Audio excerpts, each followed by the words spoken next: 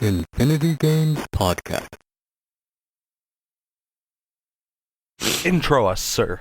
But I don't want to. But you're gonna. Am I? Yes. Welcome to episode 41 of the Infinity Games Podcast. I'm Jukeboxhero. I'm KelryxsKing. Fuck you and your psychic powers. Mine? Yes. Why? That was not of my own free will. You're welcome.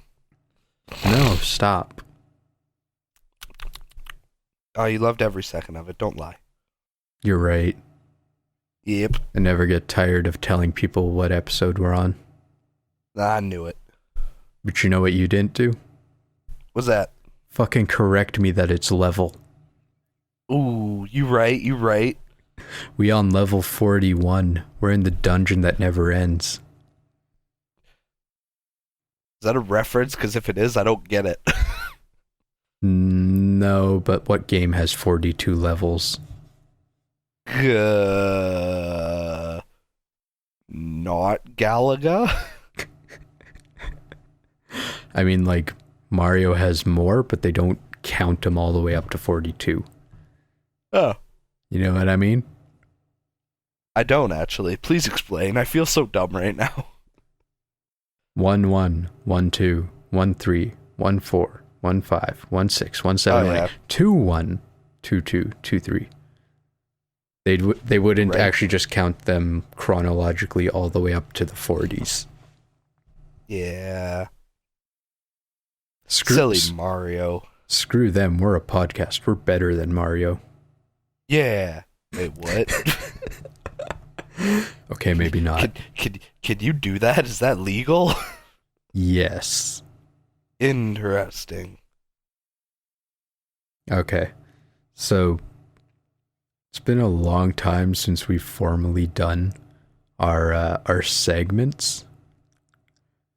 But it's funny, we're kind of at like a loss of what to talk about here because we haven't been playing that many games. Yeah, life is a roller coaster, man. That includes 70-hour work weeks. Yeah. Yeah. Like I said, like I don't know if I mentioned this on our last podcast. No, I did. I did mention that I got a new job. So, Yeah, you did. for anybody that's listening / anybody that cares, in the last 2 weeks, I worked a grand total of, I think, like 153 hours or something like that, which is just absurd. 12-hour days plus weekends it's rough. The I money's, do not wish that. Money's nice. The money's nice. I mean, I'll tell you if the money's nice. I don't see the money until tomorrow, but I hope the money's nice. The money'll be nice. Okay. Just think of all the overtime. Well, yeah. And You have especially, like, as much overtime as you do regular hours. I actually have more because of the way it's formulated. I technically have more overtime than regular hours. Even better. Yeah, right? So hopefully I get a fat fucking check. Immediately blow it on games. No, it's legit gonna be like pay rent, pay off some of the credit cards, buy Anthem, and then like sit on the rest.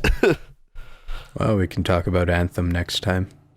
Yay! Well, we can talk about Anthem. I can actually touch on Anthem in this because I did play the demo.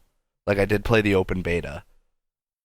All right, hit me. And it was like Straight a into grand old games time. we've been playing. Hot fucking shit. Okay, so I'm gonna save like the gloriousness and the tears for my last one, but we'll start it off. So Anthem released on February 22nd, and unfortunately I can't get it until the following Monday because I'm broke as shit.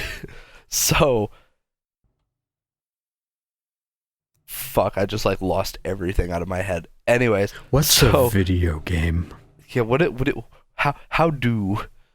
So the nice part is I can still talk about Anthem and how fucking great it is because I got super lucky. There's actually a little bit of a story here. One of the guys I follow on Twitter, I watch his YouTube videos and he does like lots of Destiny stuff. And he tweeted out saying, I have extra codes for the VIP beta for Anthem. And I was like, hot fucking shit. And it was like the standard, like, you know, retweet and put a comment saying why you want to play Anthem. And I was like, I mean, fuck, it's worth a shot, right? So I retweet it and I send him a comment saying, like, I really want to fly around like Iron Man and blow shit up. Like, that's like, I've wanted that in a video game forever. So, like, literally 5 minutes later, I get a fucking DM on Twitter with a fucking code. And I'm like, oh, yay. Oh, hot fuck. Yeah, so I was like, oh, shit. And the cool thing about the VIP demo is the way to access it was you had to pre-order the game. And then if you pre-ordered the game, you were given a code that gave you access to the VIP demo, and it also gave you 3 more codes that you could give to friends, and it would also give them access to the VIP demo. Holy fuck. Yeah, so they were like, one of you pre-ordered the game, get your whole squad involved, and I thought it was a business. I thought it was like super awesome marketing because like one person shows interest in your game and then if they give the codes to their friends and you potentially have 3 more customers if they enjoy the beta. Yeah. And I was like, that's fucking brilliant. It's literally a referral system. Yeah, and it's like it worked. Like it worked really well. So I messaged 2 buddies of mine. One of them didn't get back to me. The other guy was like, I'm fucking in, let's go. So me, him, and Hylexa all played the VIP demo. And the way the VIP demo worked is in Anthem, what it is you play as someone who's a freelancer. And your job is essentially protect the city or so whatever. By like freelancer, you mean Iron Man with a gun. Essentially, yes. So, the freelancers have access to these armored suits called javelins, and there's 4 different types. There's the Ranger, which is like the super standard, like, it doesn't do anything special, but it doesn't do anything bad. It's the middle ground, right? Okay. And then you have the Colossus, which is like the fucking big-ass tank, and the Colossus, the way he works is he has a deployable shield that blocks, to my knowledge, pretty much everything, but he also doesn't have energy shields like the other suits. He just has a massive health pool. Okay. So he's interesting. I didn't play as him. And then there's the Storm, which uses elemental attacks, and the Interceptor, which is like super fucking fast and specializes in like melee combos and stuff. So, the way the beta worked was everybody started out at level 10, and apparently they ran the beta at like a point where you're about halfway through the campaign. So, you start at level 10, and then when you got to level 12, you were allowed to unlock one other javelin of your choosing. Everybody started with the Ranger. So, once I hit level 12, I picked the Storm because I was like, I get to shoot fucking like ice missiles and stuff. I was like, I'm sold. Nice. I was like, I love elemental attacks in video games. Like it's my favorite shit in the world. So I picked the Storm. Buddy picked the Interceptor. So he was like a fucking ninja. He was like throwing literal ninja stars and shit the whole time. And Hylexa unfortunately wasn't feeling good that weekend, so she only played a little bit the first night, and she didn't actually get far enough to unlock a second class. But she still had a lot of fun with the Ranger, and she said that when we have the actual game, she's probably just going to main the Ranger because, you know, it can't do anything wrong. So, Anthem's tight as fuck. Like, it is stupid fun. Like, the flying is very, very fluid. Like, it's very easy to jump, blast off, stop in midair, hover, shoot a bunch of stuff, and then blast off again. Like, there's no latency, and there's no fumbling with your controls trying to get it to work properly. Which, to me, was huge. Because there have been plenty of games where flying is implemented, and it's semi-garbage, depending on how the game is. Like, so, we were pretty shocked that the flying worked as well as it did. And then the other cool thing is there's a combo system. So like if I flew in and froze a bunch of guys with like a fucking ice grenade or something, but he could shoot a rocket and blow them all to smithereens, and it would do bonus damage and stuff like that. So it's the game wants you to focus more heavily on teamwork, which I thought was really awesome. But yeah, so I'm excited because after work tomorrow, I get to go pick up the 2 copies I have pre-ordered, and hopefully Hylex and I get to play all night tomorrow. So what you're telling me, what you're telling me is that this game gets your nipples rock hard. Yes, it does. All right, I got the picture. It's lovely. Is this made by the same company that does Destiny?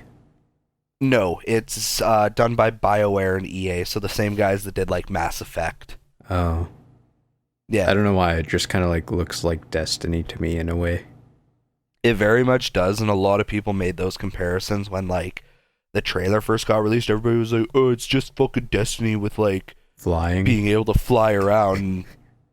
It actually plays more similar to like Borderlands, I'd say. Okay, that makes sense. Kind of. Yeah, and it's open world. Like, you have Fort Tarsus, which is like your home base, where you can like forge weapons and whatever. Okay. And then aside from that, like, it's literally like you either go on missions or you just jump off the side of the fucking cliff or whatever and go fly around and do whatever the hell you want. It's a good old time. It's weird. So I remember the trailer. And I remember people being hype as shit, but then I never heard anything from anyone until until you started talking about it. It's like the game dropped off the map for having so much hype. It's kind of weird. Yeah, I don't know what the deal with that was, because like I know exactly what you're talking about, and you're kind of right. Like that was winning E3 for some people. Yeah, and it was almost winning E3 for me too. Yeah. And then like it was like, yeah, the trailer was hype as fuck, and then like radio silence nothing for months. Yeah, and then all of a sudden it was like, oh yeah, there's a VIP beta demo and it comes out in 3 weeks, and I was like, wait, fucking what? Yeah, and then the internet was screaming again. Yeah, so but yeah, so no, I'm really hyped to play that tomorrow. And then the other game that I played a little bit of that I'm going to be playing more of that Jukebox was also really hyped for is I went out on a whim and I bought Wargroove on the Switch. Throwback to our very first episode, Nindies. Yeah, because it was part of the original Nindies broadcast, and we were both like, oh, okay, so it's like Advance Wars Fire Emblem type kind of grid-based strategy. That's cool. They showed that back in like January 2017 when that Nindies event happened, and then I heard nothing about it until it was like released. It was the same as Anthem. Like, it just disappeared off the face of the earth for a while. Yeah, that was the same with me. I like logged onto Twitter one day and everybody was losing their shit over Wargroove, and I was like, the fuck? Did like everybody and their mother get a fucking early copy or whatever? That I checked the Switch later that day and it was like Wargroove $24.99. I'm like, oh shit, all right. Yeah, it's like you can pretty much go back to that Nindies episode and be like, find the point where I'm like, hey, this is like Advance Wars and also looks fucking great. Yeah. And spoiler, it is great. It's tough. Like, I pretty much blasted through the first act without any trouble. Right. And then I got to the first chapter in the second act, and I did one dumbass thing, almost saved myself, and then got blindsided by an enemy I couldn't see. And I was like, "Oh, fuck you." So, it's not an easy game. Like, there are a lot of people that I've seen, like, on Twitter who have, like, no shame turned down the difficulty. Yeah. Because it's kicking the shit out of them. Because the tricky thing is, like you and I were talking about this yesterday, but in Wargroove, all of the factions have the same units. The only difference is, what is it? Is the commanders, and each army has 3 commanders. Okay. To my knowledge, I don't know if later in the campaign you play as different armies, but you have like the main, like, you have the Cherry Stone Kingdom or whatever, and they're like the main ones that I'm playing as right now. Okay. So each of the commanders are like super strong by themselves and also have special abilities called grooves, which are essentially like over the course of battle and them killing stuff, getting attacked, they'll charge up. And like Wargroove roll credits. Yeah, pretty much, right? So the way it works is it charges up and then you can use it, and like they're very different. Like one character, his is like an assassination technique where it does 35% damage, and if you kill a unit with it, it instantly recharges. So you can just keep using it, assuming you have weak enemies to abuse it on.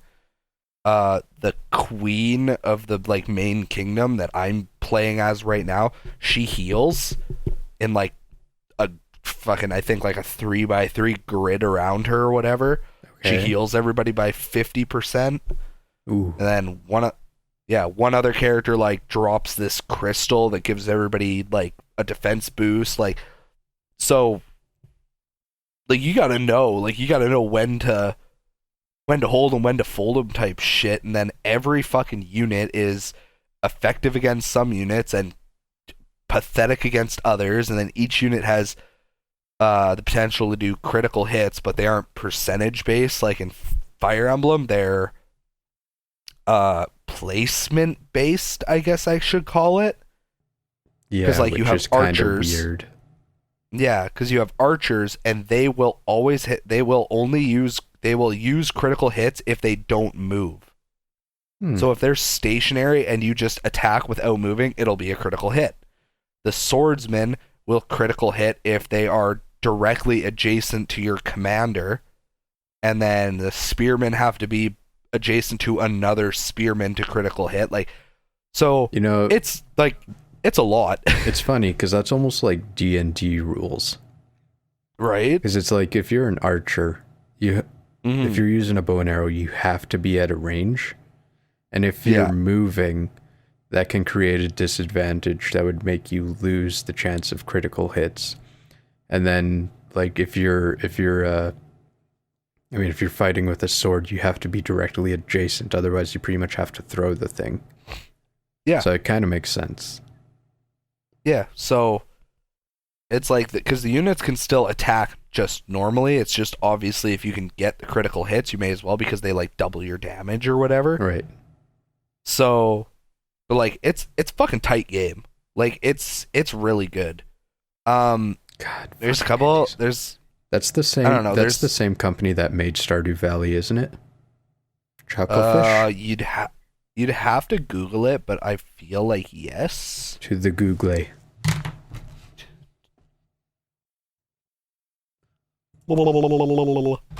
War Groove.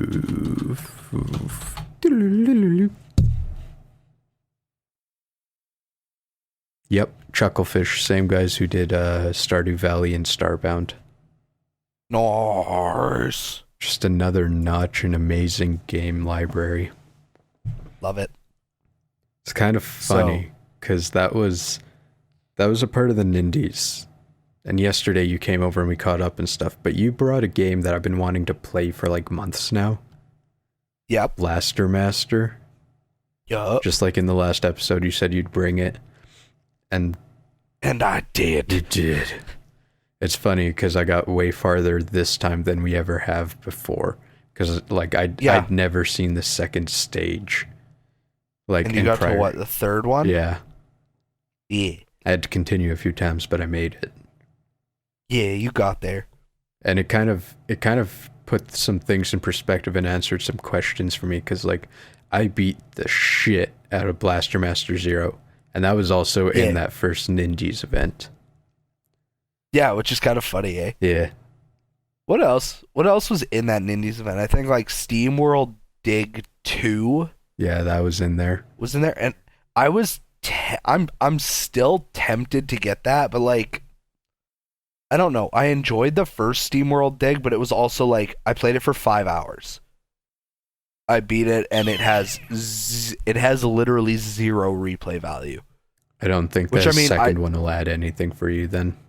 Yeah, no, I don't think so either. Like I bought it. It was like I think $5, and the way I saw it, I was like $5 for 5-6 hours of entertainment isn't a bad deal. Right. So like it was good, but I don't know. I don't think I'll get the second one anytime. I honestly don't remember much else from that first Nindies because that was so long ago. No, now. I don't either. Like I feel like Stardew Valley was in there because it had the multiplayer on Switch. But that could have been another one, and they're just kind of like blend together in my mind. Yeah, I really couldn't tell you. But Blaster Master, the levels they're similar to Blaster Master Zero. Like I wasn't sure if Blaster Master Zero they were like the exact same areas except like juiced up graphic wise, or if they actually made different areas and stuff. But they're pretty much the same. Well, because is Blaster Master Zero just a remaster remake, or is it supposed to be a sequel? It's a remake, but it adds levels. It adds levels. Okay. It adds a lot to the story, and honestly, I think it has more dungeons. Okay. Yeah, but like the controls. Even like the weapons in Blaster Master Zero, it feels advanced. Like everything about it feels like if we actually got a good Blaster Master sequel on the Super NES. Yeah. Because like I think there's another Blaster Master, but it's on the Game Boy, so obviously it sucks shit. Yeah. But like the original, I remember dying a lot in it as the like human character. Rather than in the vehicle, because it's like you fall at all and you just die. And it's the same way in Blaster Master Zero. But the gun, I couldn't figure out the gun on the NES. Yeah, I had to look it up for you. Yeah, it is like down and B to do the special attack. Because once you get to that second world and you got those slime suckers on the floor, like you just can't hit them unless you got the homing missile. I thought like I was confused because I felt like excuse me. I felt like Blaster Master had like I thought you could like hurt things by jumping on them with the vehicle, but I guess not. Technically, but it hurts your vehicle. There's a weapon later on in the game where you can pretty much shoot thunder out the bottom of it. Dope. I don't know if that's what you're confusing it with, but like that probably exists. Ugh. I just still can't. I can't believe that because I'm pretty sure Blaster Master was like a later NES title that they didn't try and get saving in there. Because that's a really long game. Yeah, because you played it for like 2 hours. Was it 2 hours? Well, it felt like 2 hours. Might not have been that but like long. Still, like that's quite a commitment to not even have a password system. Yeah. Like, I feel like an average playthrough of the original game is probably somewhere around, like, 6 hours, unless you've beat it before.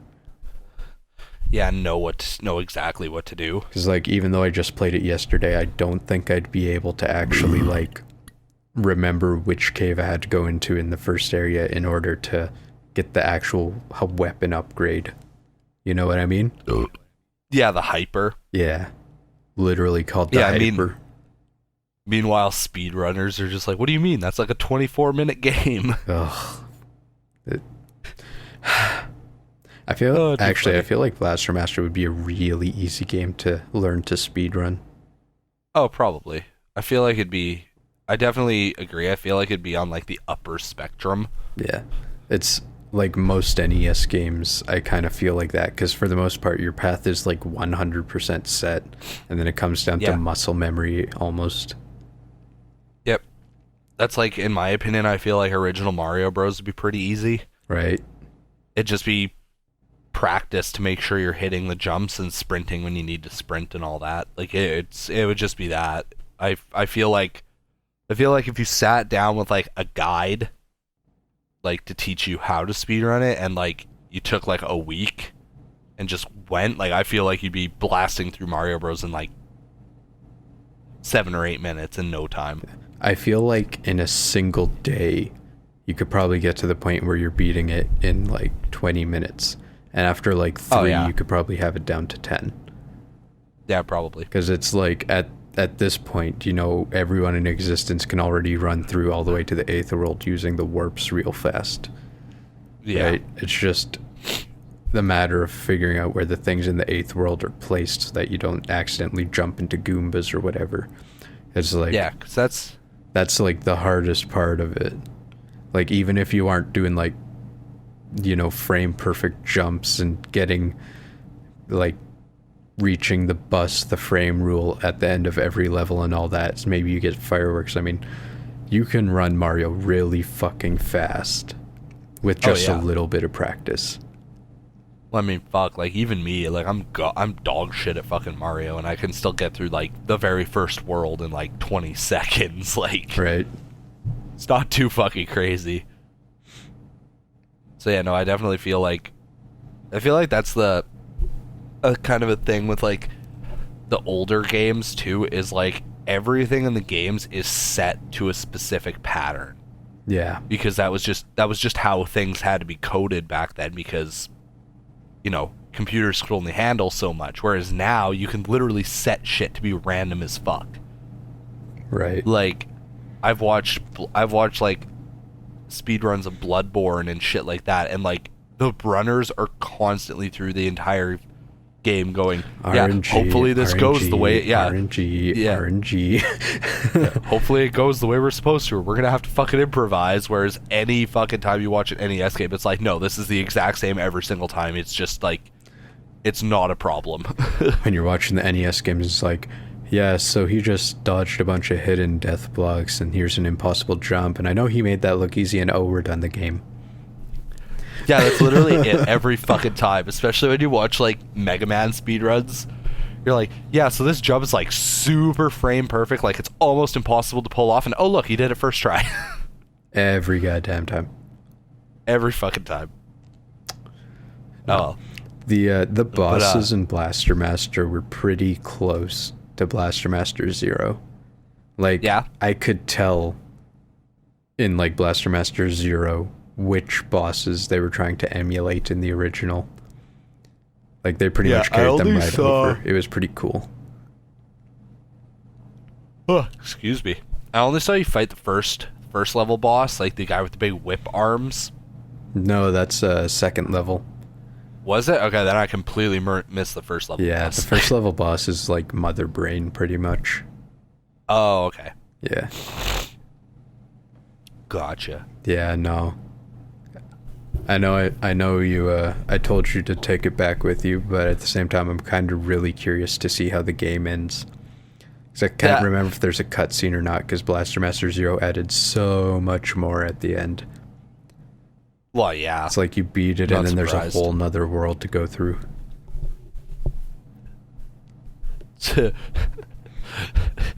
What? Ghouls, ghosts, and goblins. Fuck. Hope you had fun doing it once. Now do it again, bitch. Feel like a bitch playing that game. Right? God. Okay. And you know what? I'm gonna tell you the other game I was playing, because this will be really fast. Then you can give us all the feels, I guess. No. Okay, hit me. I mean, I'm still playing Super Smash Bros. Yay! I have maybe like 200 spirits out of like the 1,300 there are. Oh, weak. Yeah, I can't deny that. Those rookie numbers. You gotta get those numbers up. Bruh. No, it's pretty good. I got the Piranha Plant DLC. Oh yeah, because you got that for free because you pre-ordered or whatever, right? Yeah, day one purchase or whatever it was. Yeah. But honestly, don't like him very much. No? No, I mean I thought he looked fun. love all of his moves. I just don't Yeah. have a lot of fun playing with him. That's fair.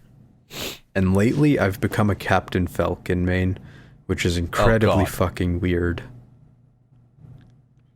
It's like my old, like, Smash Bros. On Wii U and 3DS, Sheik was my main, but Sheik was OP as fuck. Yeah. But, like, they nerfed her in a way, and she just does not feel as agile as she did before. She's still one of the faster characters, but, like, Captain Falcon's got some good power, even if his punches are like super short distance. Mm-hmm. I remember I had a big issue with Smash for a little while because, like, in Melee, I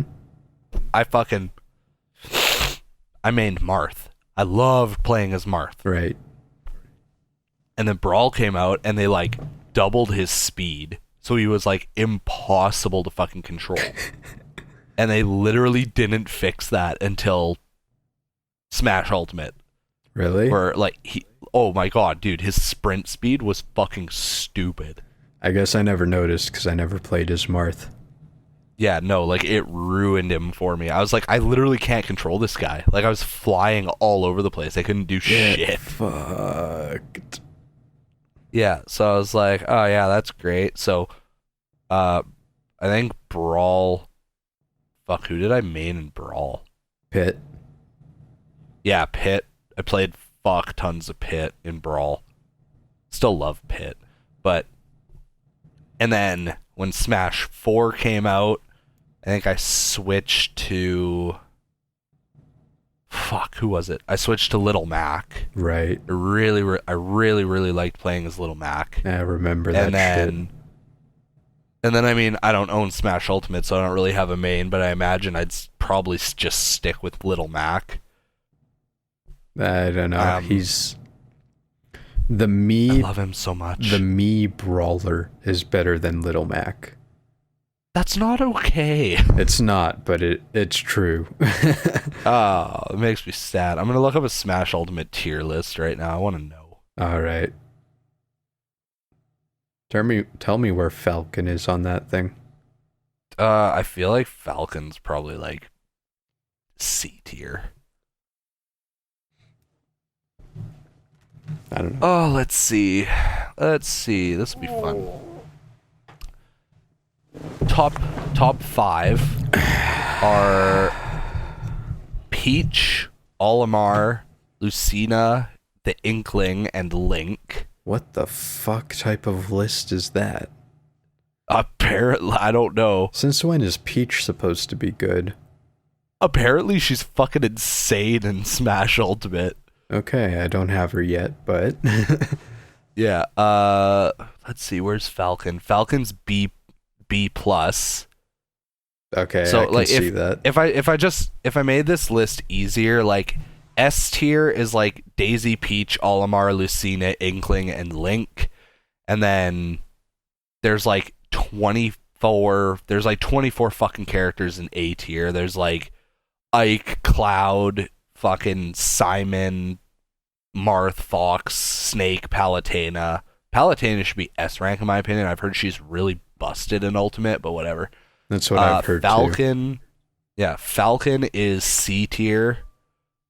Yeah, what do you know? You were right. So I was actually right. Other characters in C tier are Sheik, Jigglypuff, Ice Climbers, Pit and Dark Pit, Samus, Ryu, Ness, DDD, Isabelle. I thought Isabelle was busted.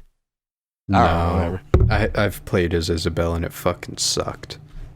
Yeah, and then D tier, like just like do not use them, are Rosalina, Kirby, Little Mac, Bowser Jr., and Duck Hunt. It's actually kind of hilarious that Rosalina's in there because she was so OP in like the last Smash game. Yeah.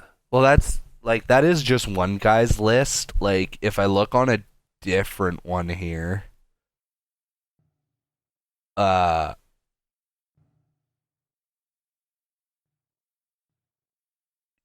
fuck. What am I looking for again? No, yeah, Rosalina's like, I guess she's just not as good anymore. Womp womp. Yeah. Okay. Fuck yeah. Smash. Hit me with the big one.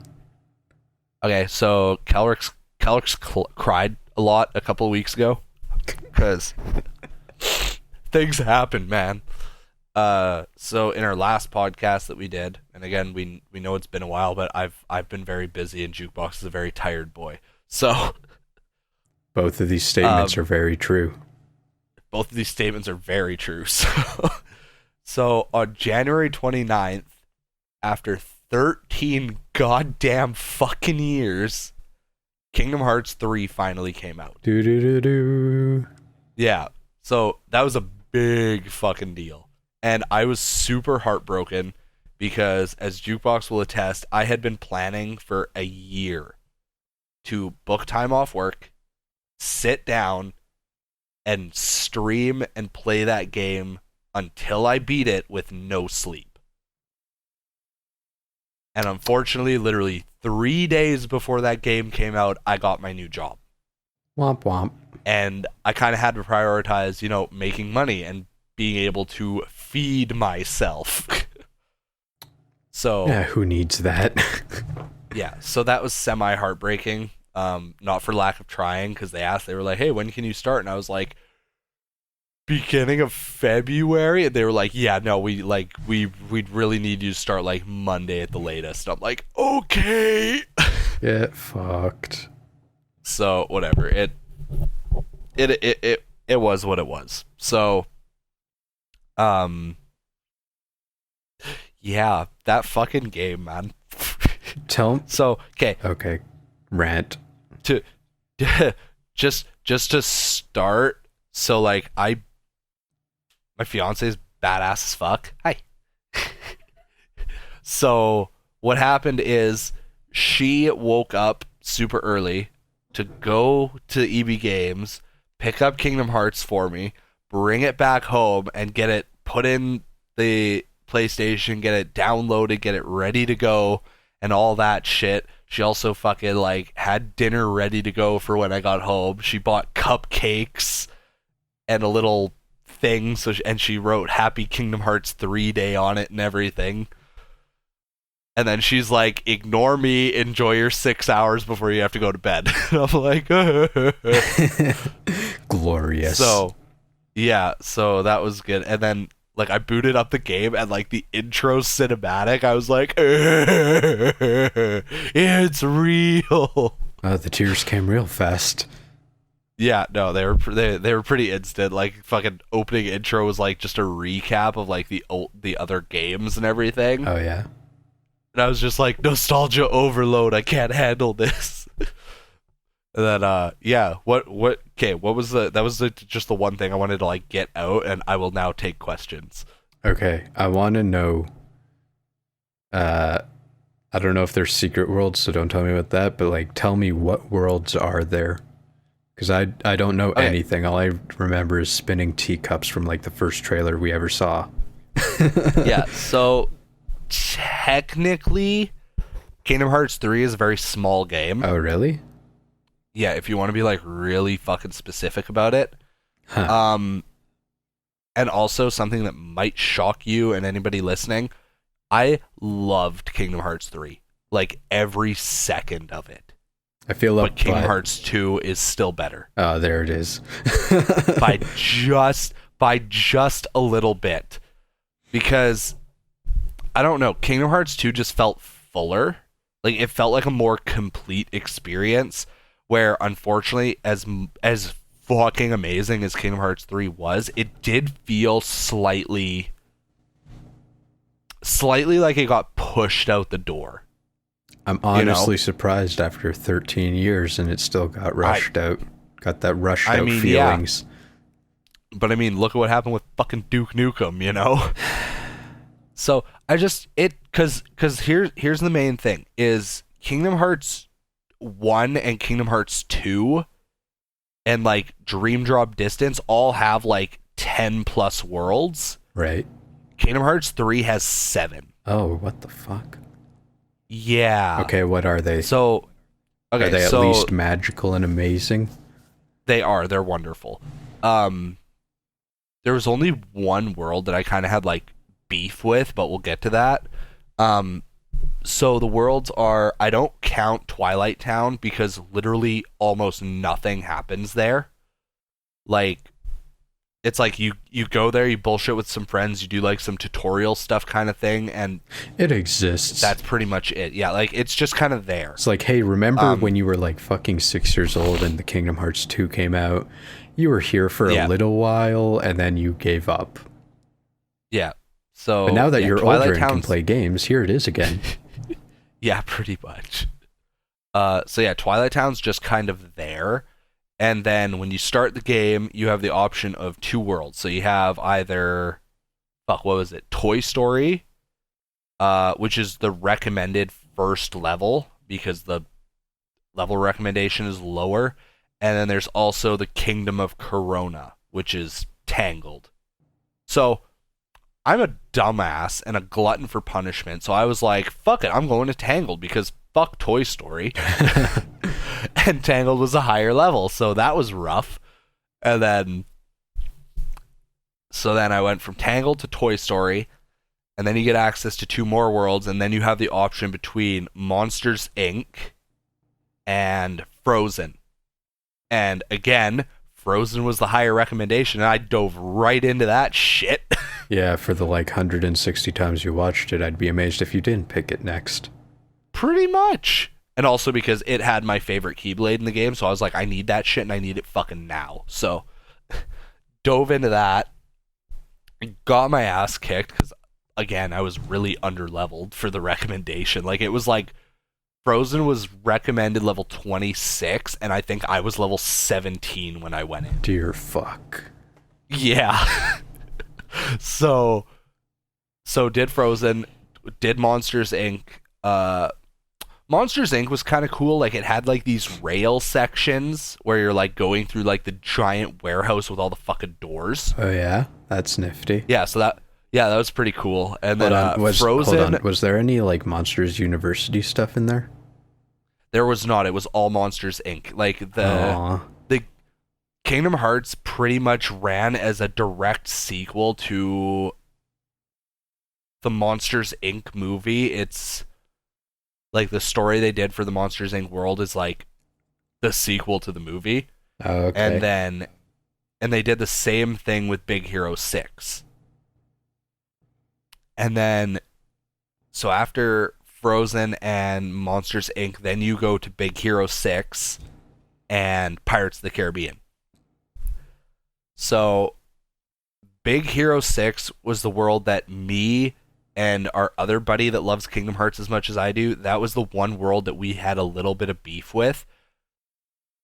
Because it's really gimmicky. Like, there are 2 areas. Actually, no, not even. There's 1 area in the entire fucking level. It's just one giant fucking grid. That's a It's one giant square. Yeah, with, like, it's just big. Like, there's like train rails that you can like glide on, and you can climb all the skyscrapers and fucking bounce between skyscrapers and stuff like that. But it's just that, like, that's it. You're there, or you're in Hero's Garage, and Hero's Garage has fuck all in it, except a save point in the Moogle shop. So, well, yeah, at least it has the Moogle shop. Yeah, so Big Hero 6 was kind of a letdown, which is funny because, like, it gives you, in my opinion, probably the best Keyblade in the game outside of, like, Ultima Weapon. I mean, they had to have a reason to make you go there. Well, yeah, so, the reason the Keyblade is busted is, in Kingdom Hearts 3, all of the Keyblades have form changes. Mm-hmm. So, as you're doing damage and attacking and stuff, you'll get, like, reaction commands, but they're like finishing moves. And that's where like the spinning teacups and the giant pirate ship come in. Is every once in a while you'll see an enemy with like this big green circle around it. And if you go smack them in the face, you get an attraction command, which summons like a random Disney ride. That's actually pretty cool. So there's the pirate ship, spinning teacups, like the it's called Blaster Blaze, and it puts you in like a fucking go-kart, and you literally just like shoot a fucking laser gun at the enemies. The magic carousel. Oh, I feel like I'm forgetting one. There's like Thunder Mountain Railroad, but you literally only use that one time in the entire game, and it's really stupid. Because that's the best one. Well, that's a great opportunity lost. Yeah. You're really not selling this game for me. I know, like, I loved it. Like I said, like, I loved it to death. Like, it plays amazing. It's super pretty. And, like, it's tons of fun. It's just, there's just, like, those couple little things that just, like, hurt it a little bit, you know? So, Pirates was probably my favorite world. Somehow I'm not surprised. Which is like big fucking surprise. Like, I love the movie. So the Pirates world is based around the third movie. So it starts out with the Sora, Donald, and Goofy. They're like in Davy Jones' locker, and they're like, the fuck? And then the first thing you do is chase down the Black Pearl, because it's like it's running away on these crabs. Right. Like how it does in the movie. So you have to chase down the Black Pearl by like using ice magic to create rails that you can slide on. And like you can catch it without that, but it takes a really long time, and like you'll just barely catch the ship before it fucks off. Because I almost caught it, and then I dilly-dallied a little too long, and I lost it, and I was like, okay, fuck that. And then I caught it in like 10 seconds when I used ice magic, so I was like, okay. It's kind of funny because they were probably working on that part of the video game at the same time the fucking movie was being worked on. It's just been that goddamn long. Probably. So the really cool part about Pirates of the Caribbean is you actually get your own pirate ship. And then you can like sail the seven seas and all that. You can like run around and like get into actual like pirate ship fights with other pirate ships and shit. Fucking dupe.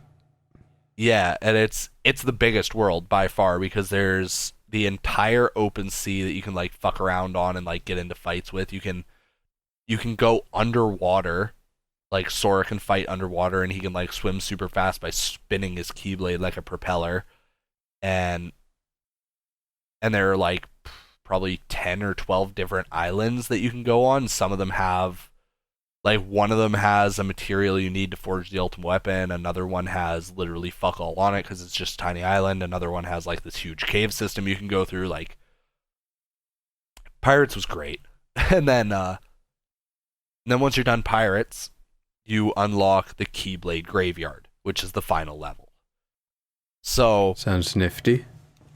Yeah. So for anybody who doesn't know, the main story of Kingdom Hearts centers around one dude trying to reenact the Keyblade War, which, for anybody who doesn't know, there's actually a mobile game for Kingdom Hearts called Unchained X, or Unchained Key, technically. And what's super fucked up is that fucking mobile game actually plays into the story. Of course which it is does. Kind of dumb. Yeah. So... And the nerd's chronologically confused about that bullshit. He is, and I loved the shit out of that video.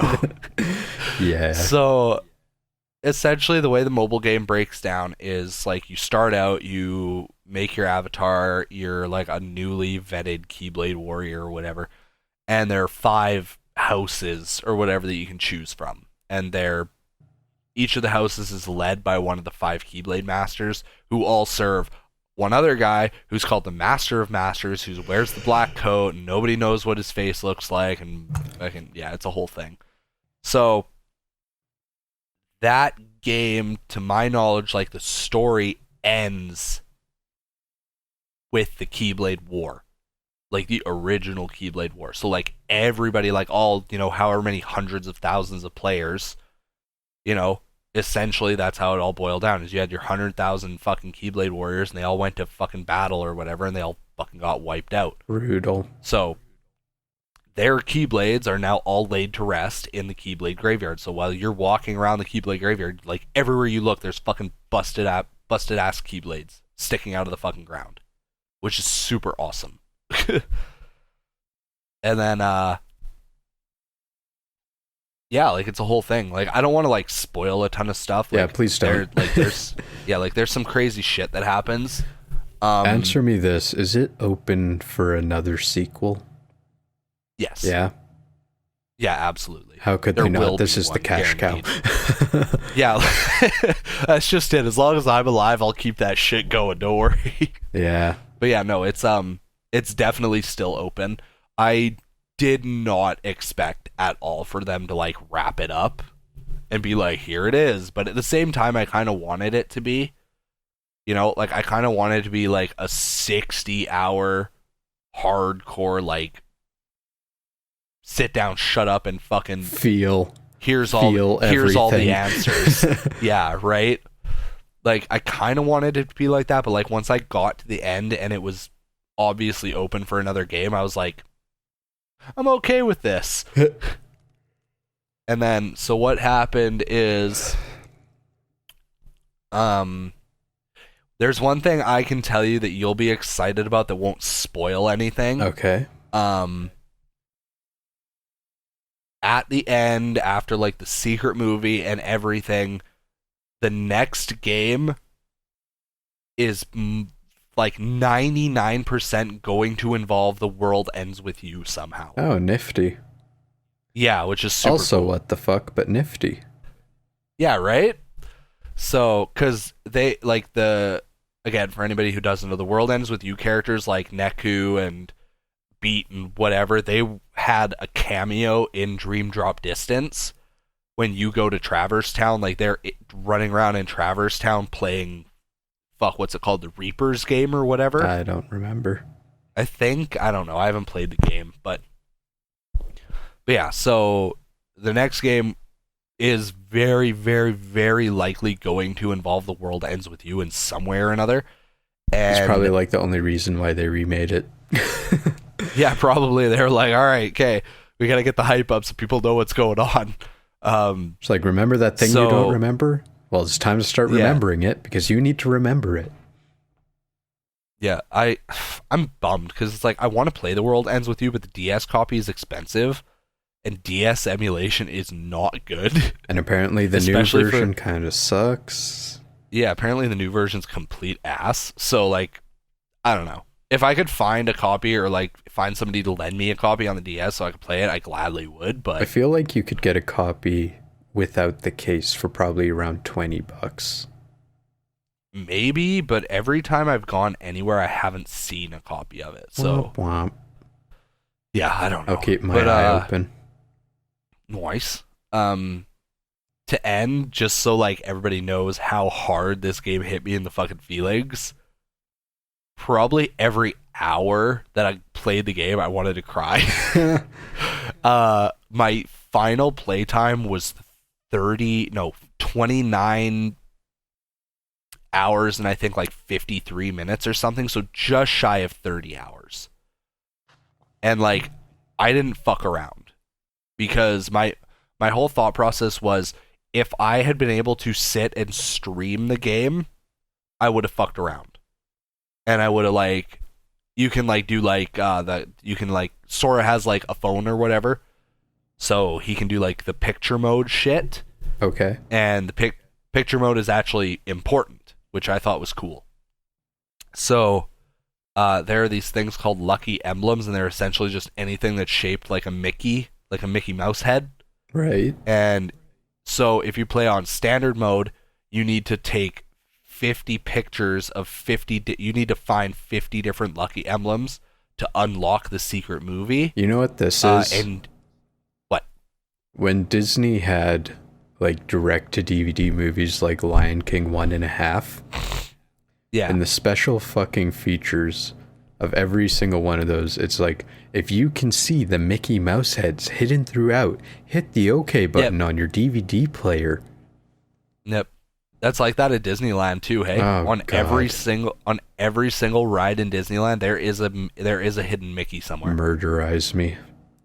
Yeah. So and then if you want to forge Ultimate Weapon at the end of the game, you need to find 80 of the lucky emblems, and there's 90 in total. So it's like, get find a guy the hidden Mickey, get liquored, bitch. Yeah, pretty much. So like, if I had been able to sit and stream and not worry about it, I would have fucked around and probably like done a bunch of bullshit. Like I would have done like a bunch of cooking with Ratatouille, and I would have, probably fucked around with the gummy ship more and stuff like that. And but my main thought process was, I'm working fucking 12-hour days, and I have about 4 hours per night where I can play. And I was like, the longer I draw this out, the more likely I am to catch spoilers. So I was like, I need to get the fuck through the main story as fast as possible. Right. Because I was like, if I fucking boot up Instagram one day and I see like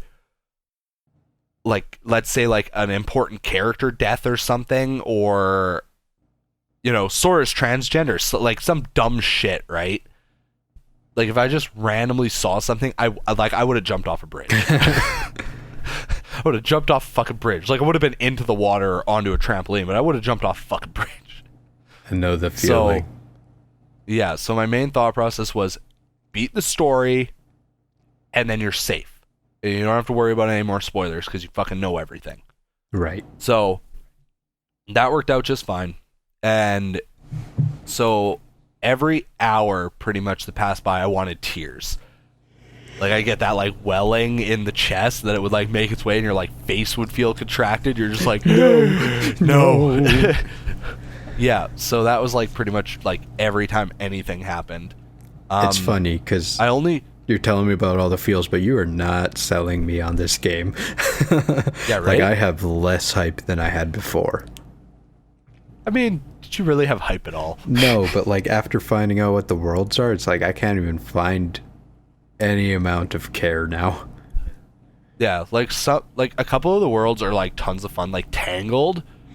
Well, I don't even care if Tangled they're fun. I just assume they're all fun. It's just like I don't even care about these movies.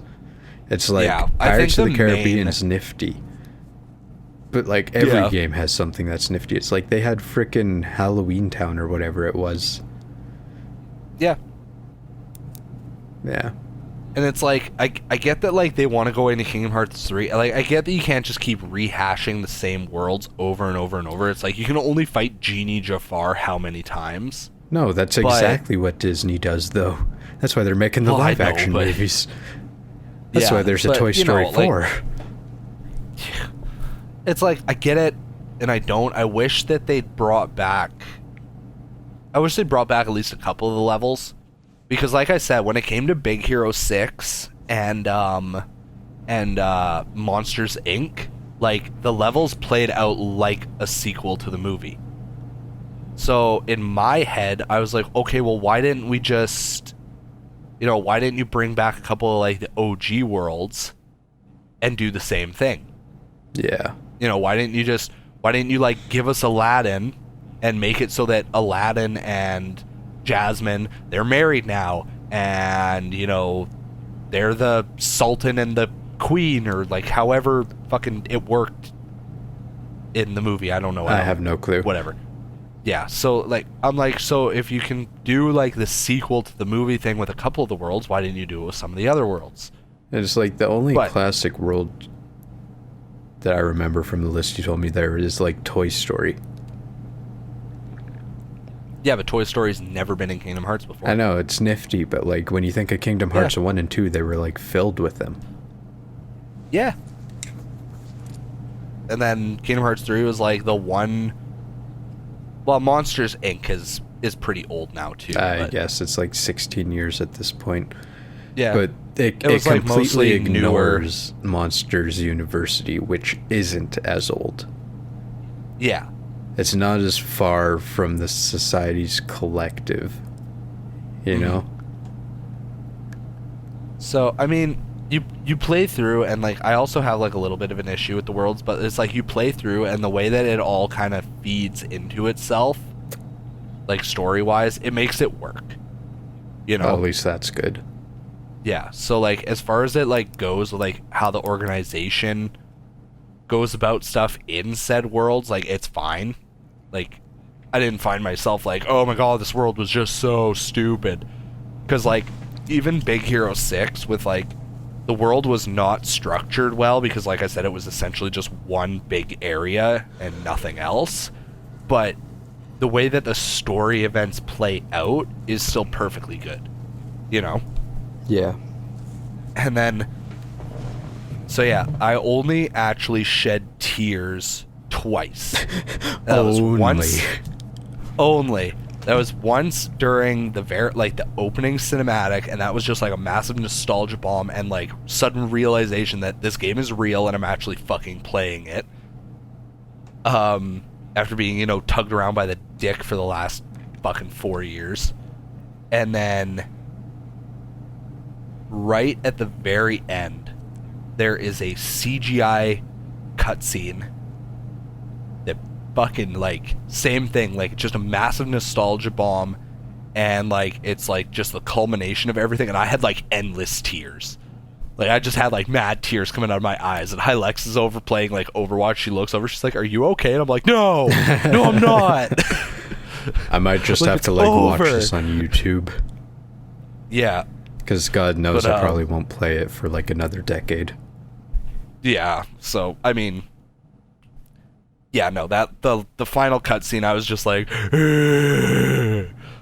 so, but yeah, overall, like, 9.7 out of 10. Just give it the 10, Just- you bitch. No, I can't, because of the, like, those tiny little things. Okay, fine, And it was Jesus. like, you're silly. 9.7 is a fitting fucking rating, then, for a series that has a game with 2.8 in the fucking title. Yeah. on a funny separate note, there was a comic that I read, and it was this guy was like, he was talking to his girlfriend. He's like, oh yeah, she's like, oh yeah, what game should we play, or what game do you want to play? And he was like, oh, how about this, how about that, how about this? And she's like, the fuck, what are those even about? And he explained, and she's like, that's such bullshit. Like, why don't people just name the fucking games after what they're supposed to be about? He's like, yeah, okay, well, that's fair. Well, what do you want to play? And she's like, Kingdom Hearts 2.8, a fragmentary passage. And he's like, are you fucking kidding me right now?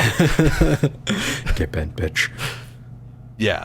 So, no, yeah, Kingdom Hearts 3 was wonderful. It gets all my feels. I lent it to Buddy so that he can also experience the feels. Well, I'm glad you finally got to have your feels.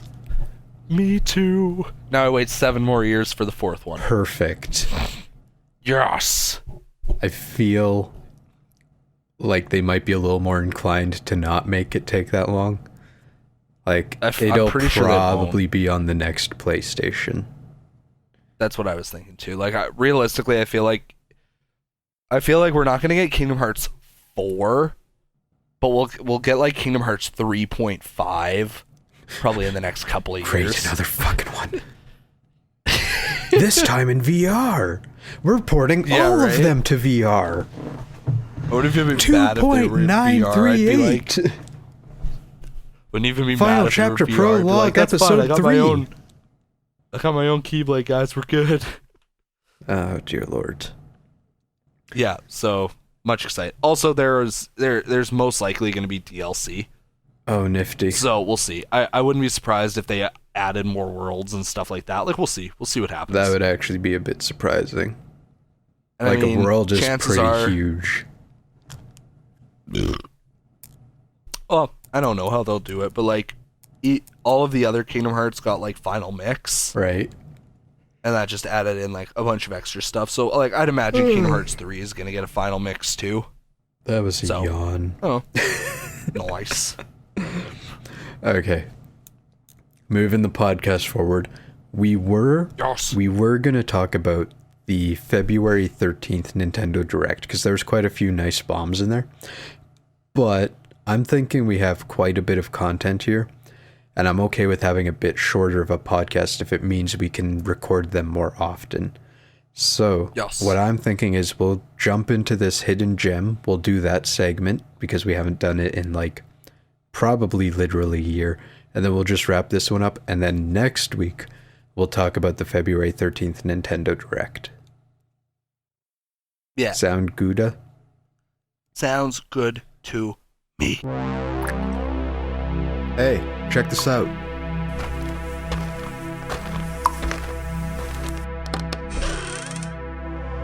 Ooh, shiny. Hidden gems. Okay, so hidden gem time. Yeah, hit me with it. Fantasy Zone on Sega Master System. I'm just gonna like preface this by saying that if you do not have any fucking clue what this game is, just hop on YouTube, type in Fantasy Zone, watch 5 minutes, and just give yourself the biggest what in the fuck. Yeah. And then like there you go. Like that's why they made the game. That was the intention. It was just to make you question your entire fucking existence because it makes no sense. Yeah. Like everyone knows what a shoot 'em up is, but this is a cute 'em up. They tried to make everything look adorable and soft and pastel, and you still shoot the fuck out of it. Yeah, and meanwhile I'm just like, the fuck was wrong with R-Type? I'm like, R-Type was great. R-Type looked dope. Why is it gotta be a pink fucking bird? So this classic was made by Sega, so God knows they know how to make like a real fucking shooter. But it's just special. It's unique. It's part of what makes it a hidden gem. It is actually fun. And there's actually 2 new mechanics to it, things that didn't exist before this game.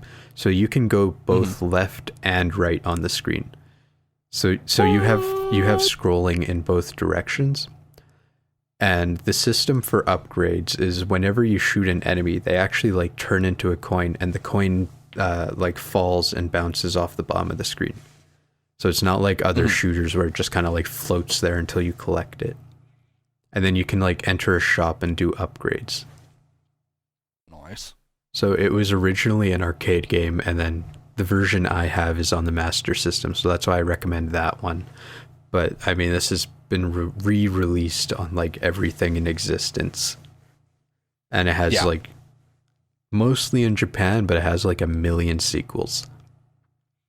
So let me read you the plot of this. Like I have the manual. I did not read it, but like this is the plot off of Wikipedia, and it just kind of made me go like, what the actual fuck? In the space year 1422, the Fantasy Zone was cast in panic at the collapse of the interplanetary monetary system. The Space Guild brings to light the plans of the planet Menon, whose forces are stealing the other planet's currencies to find a huge fortress in the Fantasy Zone. Opa Opa is sent to stop the invading army and discover who is behind it. In the end, it turns out that the leader was none other than Opa Opa's long-lost father, a revelation that leaves Opa Opa with mixed emotions. May I remind you that Opa Opa is the fucking spaceship with wings and feet. Yeah. That's a motherfucking roller coaster ride for a tiny little arcade game. I give you Japan. Oh, dear Lord. And you know, at one point, Opa Opa was actually considered Sega's mascot. Oh, God. In Japan, like that's how big they were trying to make this series.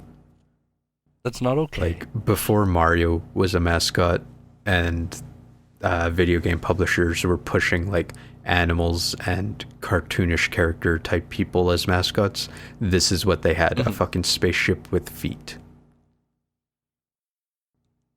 Fuck. Yeah. I don't know. I love Japan. I love what they do for us. I love what they do for the world. But sometimes I just cannot wrap my head around them. I don't know. But yeah, that's our hidden gem for this week. It's called Fantasy Zone. Please just go watch a YouTube video on it. Like, it's fucking ridiculous. Yeah.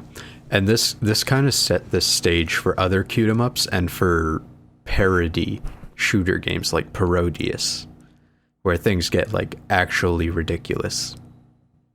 Like this is the precursor to that. We're also gonna try and bring hidden gems back. Like Jukebox, like right before we started recording this, was like, "Hey, we should do a hidden gem," and I was like, "Fuck." So we're gonna try and bring back some of the segments, and then especially because now that like we kind of like worked out our schedule, because like as far as I know, I don't work on Sundays unless we absolutely have to, depending on like if we're like behind on a job or whatever. And Jukebox has short shift, so he's okay to record as long as it's like right after he gets home and he still has, you know, a little bit of gas in the tank. Yeah, getting up at 3 o'clock does not. I need a nap. Let's put it that way. Yeah, exactly. So we got it figured. So hopefully we can. So yeah, stick to it and put out content regularly.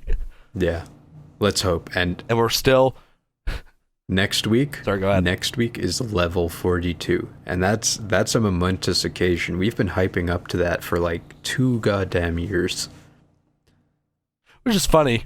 I mean, because if we'd been able to like stick to the schedule, we'd be on like episode fucking 94 right now. Yeah, pretty much.